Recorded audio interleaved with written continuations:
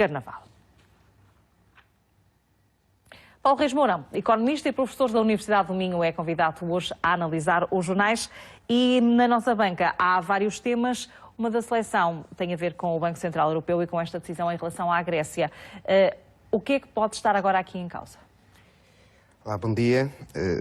Eu creio que depois de um fervor que se verificou, que era do Syriza e de Tsipras e de Varoufakis, né, quer no período da campanha, quer nos primeiros dias de exercício, estamos agora numa fase de negociação que é uma fase muito mais própria de um processo maduro, na medida em que não nos podemos esquecer que estamos num ambiente de democracias que se querem amadurecidas, num ambiente de soluções reformistas e, portanto, todo um conjunto de soluções que passariam por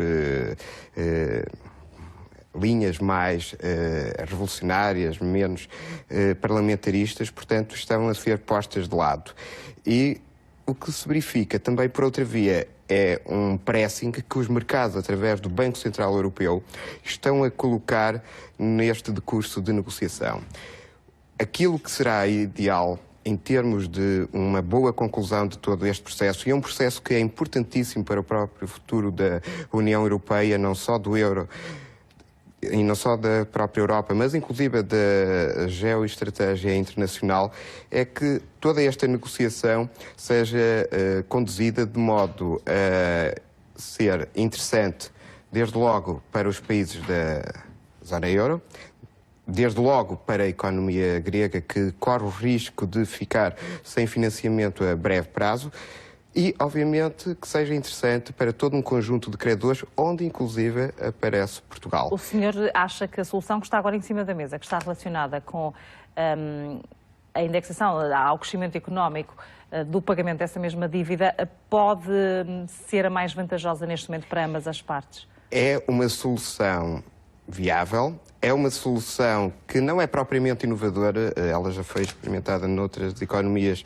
há décadas atrás, e que pode ser bem conduzida, mas com os protagonistas observando um comportamento diferente, não um comportamento demasiado adolescente, demasiado prematuro, que parece estar a perpassar quando nós ouvimos, de facto, alguns dos intervenientes neste processo.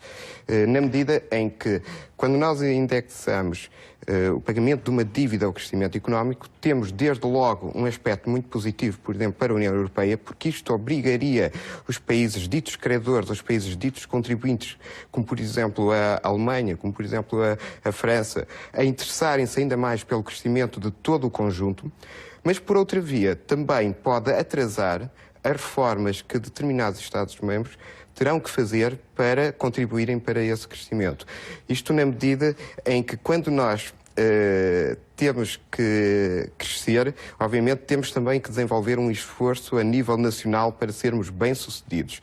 Em contrapartida, se outros fazem esse esforço por nós, obviamente, como aquele aluno que já tem uma nota garantida, obviamente não terá o desenvolvimento que merece. Deixa-me só fazer uma pequena nota, até porque estamos a passar em rodapé já há alguns dados económicos interessantes, até em relação a Portugal, de um crescimento revisto em alta, o que poderá ser positivo, uma questão que vamos também analisar ao longo desta manhã. Professor, na leitura dos jornais selecionou outros temas, qual é o próximo?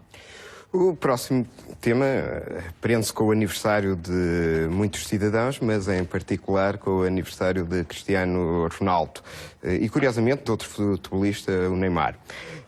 E porque selecionei este título na medida em que Cristiano Ronaldo representa uma geração que emigrou cedo. Nós recordamos Cristiano Ronaldo, portanto foi para o Manchester United com praticamente 18 anos, mas não nos podemos esquecer da denominada geração de ouro, que neste momento também está a ter um papel mais proeminente nas esferas da FIFA, nomeadamente a geração de Figo, de João Vieira Pinto, de Fernando Couto. E há estudos, e eu estou a conduzi-los, que mostram que, por exemplo, esta geração de ouro, portanto, do Figo, do João Vieira Pinto, do Fernando Couto, do Rui Costa, enquanto esteve em Portugal, e não e curiosamente é uma geração campeã do mundo quer em Riad, quer em Lisboa, portanto em Riad em 1989, em Lisboa em 1991, trouxe uma maior competitividade para o nosso futebol e, inclusive, um maior equilíbrio das ligas profissionais. Porquê? Porque eles não estavam concentrados, estes 30 jogadores campeões, portanto, de 89 e 91, só nos 3 grandes, estavam distribuídos por 17 clubes, quer da primeira, quer da, então, segunda liga. E isto deu um grande contributo para o equilíbrio e, acima de tudo, deu um grande contributo para o amadurecimento e para a qualidade do futebol em Portugal.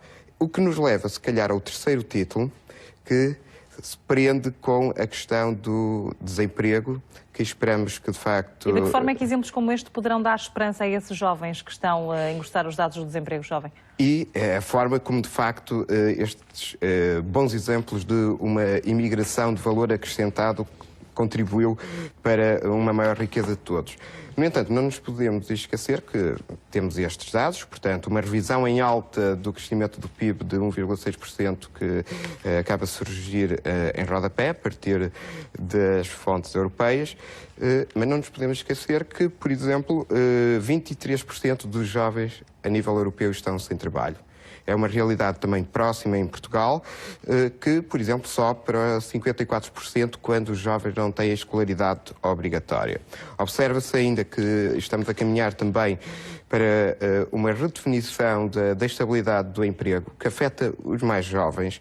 Obviamente isto prende-se com várias causas, desde logo com um aumento da vida ativa, que obviamente reduz a possibilidade de os jovens terem um padrão de estabilidade mais cedo, também com uma redefinição do trabalho feminino, mas também com um paradoxo que não nos podemos esquecer e que acontece até particularmente no nosso país. Por exemplo, quando olhamos para 1960, praticamente só 1% da população era licenciada. Neste momento, passado praticamente 50 anos, temos a volta de 14% da população já com uma formação considerada superior. No entanto, o desemprego também dos próprios licenciados disparou de valores residuais. Se calhar 50 anos atrás era raro aquele licenciado que pudesse assumir que estava numa situação de desemprego e neste momento cerca de 13% dos licenciados estão identificados como desempregados. E, portanto, obviamente continua a compensar a graduação, mas tem que compensar numa discussão que leve a que as universidades, as empresas, mas o próprio Estado mereçam estas gerações de ouro. Porque lá está, mais uma vez puxando ao segundo título, nós verificamos que, por exemplo, no futebol, estas gerações de ouro, por exemplo, do Figo, do João Vieira Pinto, do Rui Costa, tiveram que emigrar a partir de meados da década de 1990. Obviamente, emigraram para campeonatos mais competitivos e possibilitaram que todos nós tivéssemos um gosto especial a ver a sua evolução.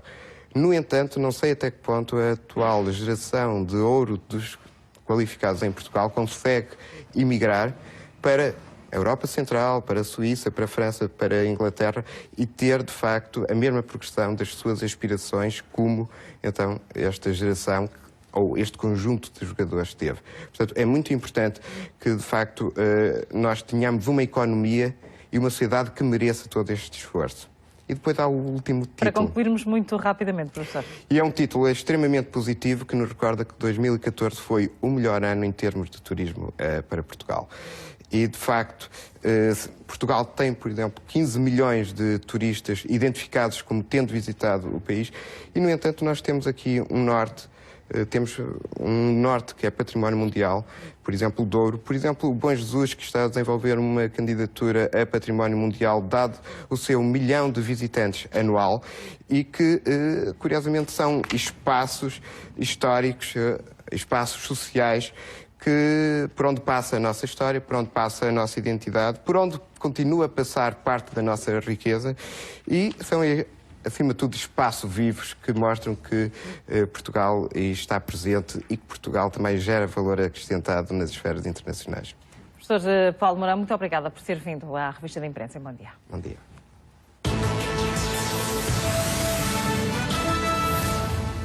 O frio que atinge